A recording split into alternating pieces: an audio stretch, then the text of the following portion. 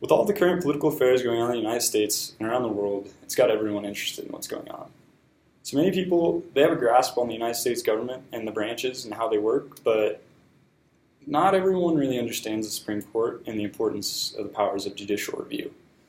I'm Robert Counts, and throughout my life I've been involved in government affairs through family, friends, and government classes.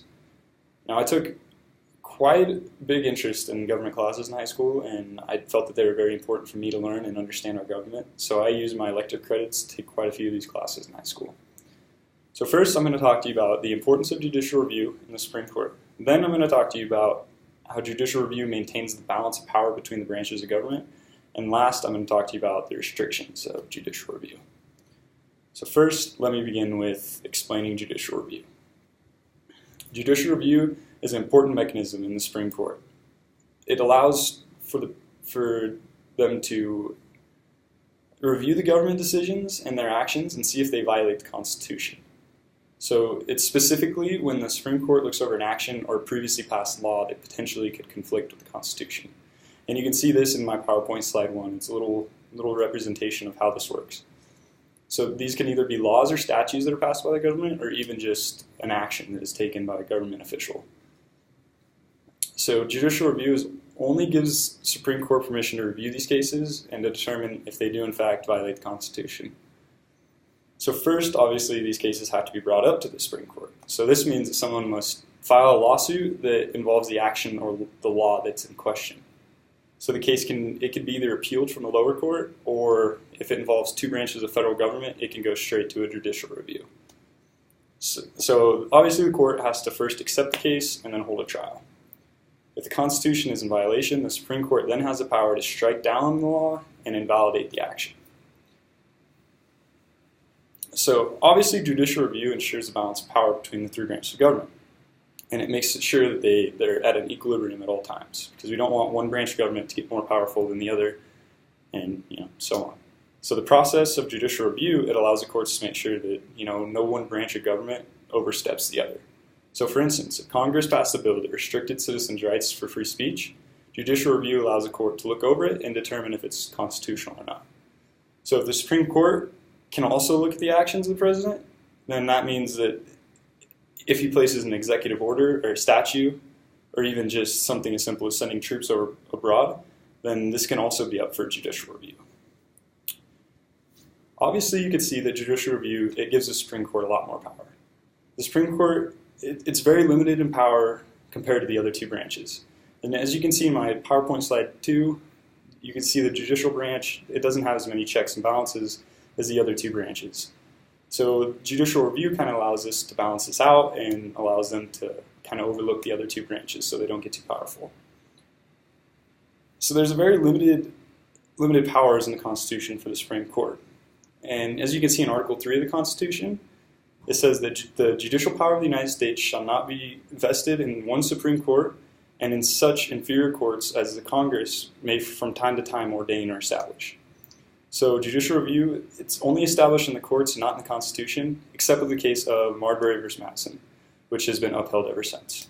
So although judicial review is not very powerful, there is a very powerful tool for Supreme Court, it also has its restrictions.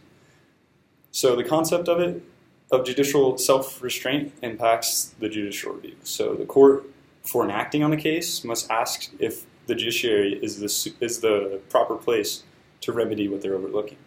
So basically, there's been times when the people have criticized the court reviewing, especially in the case of Eakin v. Robb, which is actually the first case to refute the court's judicial review.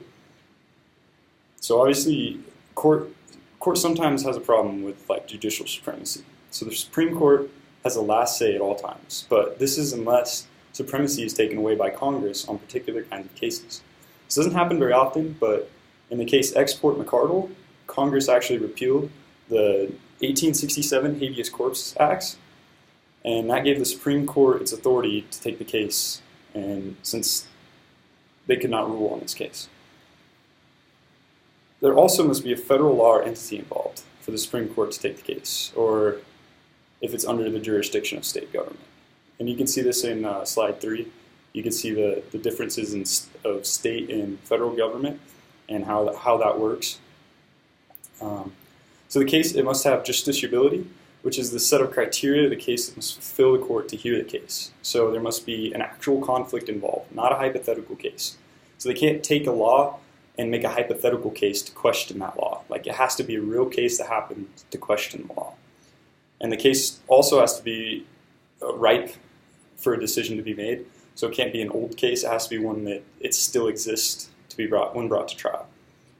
So it also cannot be a political question. This means that the case cannot deal with a question that would be better solved by outside of court, by other people other than the two branches. So this issue is seen in Nixon versus the United States, where the court could not make a rule in the case because it was a question that was better solved by Congress. So as you can see, the judicial review is pretty complicated, but it's a very important process, and it's needed for the Supreme Court to maintain its power. In summary, judicial review is very important for the Supreme Court and the United States government. It allows for the court, through a complex process, to review laws and statutes that might not appeal to the Constitution. So first, the case must be brought to court. Second, the case must be accepted, and they must hold a trial to determine if the Constitution has been violated. Finally, if the Constitution is in violation, then the Supreme Court strikes down the law and invalidates the action. Judicial review, it keeps a balance of power between the three branches of government, as you can see, and nevertheless, that power is still limited.